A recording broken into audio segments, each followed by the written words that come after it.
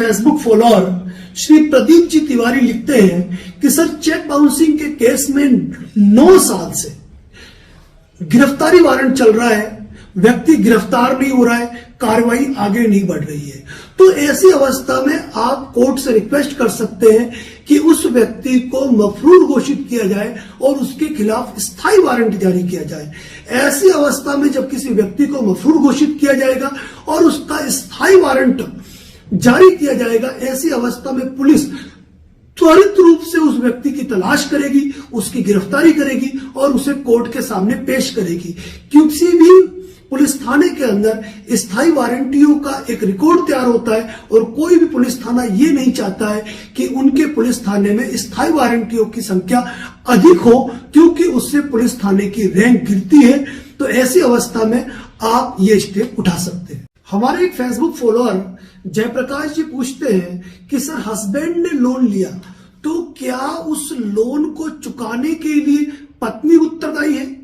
देखिए, मैं एक बात बता दूं, आज की तारीख में जो भी व्यक्ति कोई लोन लेता है, चाहे वह लोन सिक्योर्ड हो या अनसिक्योर्ड हो, जिसने लोन लिया उसकी खुद की जिम्मेदारी है। यदि पत्नी उस लोन में बतौर को एप्लीकेंट है, गारंटर है, तो उसकी भी ड्यूटीज उस लोन के लिए बनती है। लेकिन ऐसी अवस्था में जब पति जीवित है, उसने कोई सिक्योर्ड या अनसिक्योर्ड लोन लिया है, तो उसके लिए केवल जिम्मेदार पति है, उसकी वसूली पत्नी से नहीं की जा सकती है। यह बात का विषय है कि पति का निधन हो जाए और पत्नी को पति की संपत्ति मिले, तो ऐसी अवस्था में जो बैंक है अपनी ऋण राशि की वसूली पत्नी से कर सकता है, यदि उसने पति की कोई संपत्ति प्राप्त की है या फिर उस लोन में को एप्लीकेंट या गारंटर। हमारे एक फेसबुक फॉलोअर सोनू उपाध्याय जी पूछते हैं कि रजिस्ट्री में एक चेक मेंशन किया था, उसको 1 साल बाद बैंक में पेश किया और वो बाउंस हो गया, तो ऐसी अवस्था में क्या रजिस्ट्री अमान्य हो जाएगी?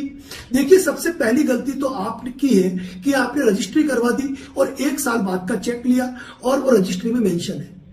तो रजिस्ट्री उसकी हो चुकी है। रजिस्ट्री को वो जहां जहां इस्तेमाल करना था वहां कर चुका, हो सकता है उसने उस प्रॉपर्टी को बेच भी दिया हो। लेकिन ऐसी अवस्था के अंदर जब आपका चेक क्लियर नहीं हुआ है और रजिस्ट्री के अंदर वह चेक मेंशन है, तो ऐसी अवस्था में आप न्यायालय के अंदर सिविल केस फाइल करते हुए रजिस्ट्री के निरस्त करने की कार्रवाई कर सकते हैं। साथ ही 138 NI एक्ट के अंतर्गत भी मुकदमा दर्ज कर सकते हैं, चूंकि पार्टी ने आपको चेक दिया और खाते में पेमेंट नहीं रख के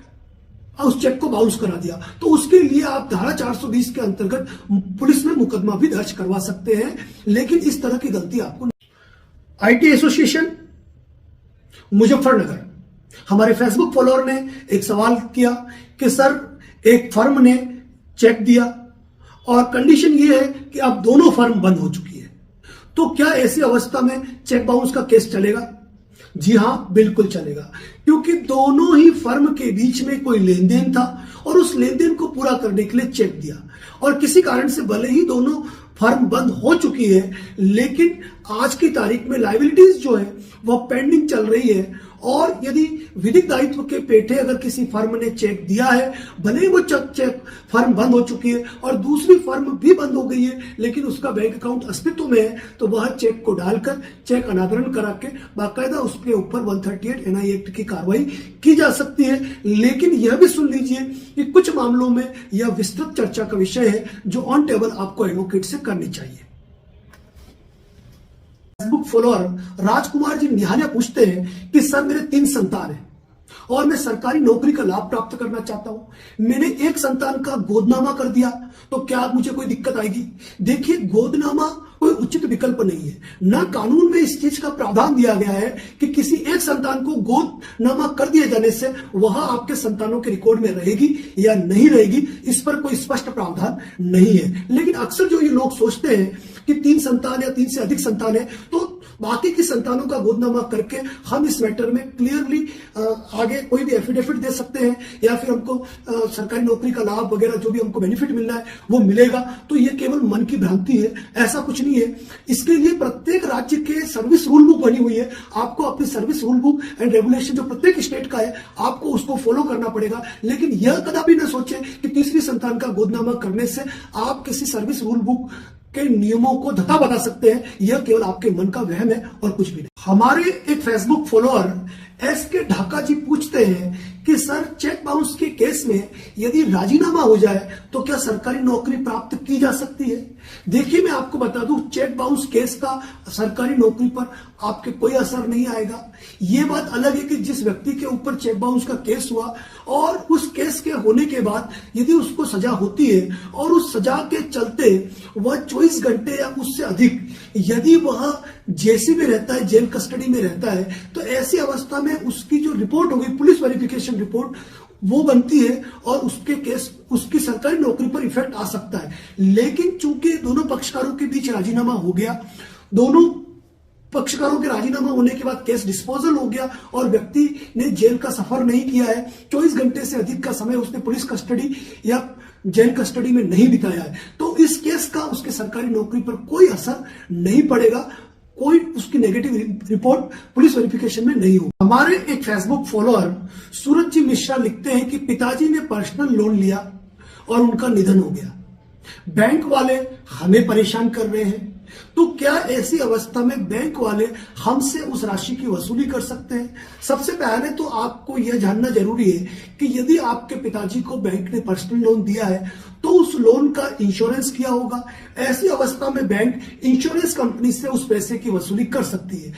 इस अवस्था में जब लोन का इंश्योरेंस नहीं हुआ है और चूंकि उन्होंने पर्सनल लोन लिया है तो किसी प्रॉपर्टी को अधिग्रहित करने का जो पावर है वह बैंक के पास मौजूद नहीं है और बैंक आपको किसी भी रूप से हैरान परेशान नहीं कर सकती है। यदि बैंक को करनी होगी, अपनी राशि की रिकवरी करनी होगी तो वह विधिक कार्रवाई करेगी और यदि आप विधिक वारिसान हैं और आपने अपने पिता की संपत्ति का कोई हिस्सा प्राप्त किया है तो इस अवस्था में आपसे उस राशि की वसूली की जा सकती है, लेकिन कानूनी कार्रवाई के जरिए। राठौड़ी यही कहेंगे कि कोई भी व्यक्ति अपना धर्म परिवर्तन कर सकता है, वह अपना जाति परिवर्तन नहीं कर सकता है। नेम एंड सरनेम में चेंज किया जा सकता है, लेकिन कोई व्यक्ति यह सोचे कि नेम और सरनेम में चेंज करके मैं किसी सरकारी नौकरी में या किसी सरकारी स्कीम का या किसी राजनीतिक पद पर आरक्षण के जरिए जो सीट प्राप्त होती है उसका मैं लाभ प्राप्त करूंगा, तो यह नहीं हो सकता है। मुद्दे की बात यही है कि धर्म बदला जा सकता है, जाति नहीं बदली जा सकती है, सरनेम बदला जा सकता है, नाम बदला जा सकता है, धर्म बदला जा सकता है, लेकिन जाति नहीं बदली जा सकती है। और यदि कोई व्यक्ति विशेष शादी करके किसी दूसरे धर्म या संप्रदाय में जाता है तो यह आवश्यक नहीं है कि उस धर्म या संप्रदाय या उस जाति विशेष को मिलने वाले लाभ उसको प्राप्त होंगे।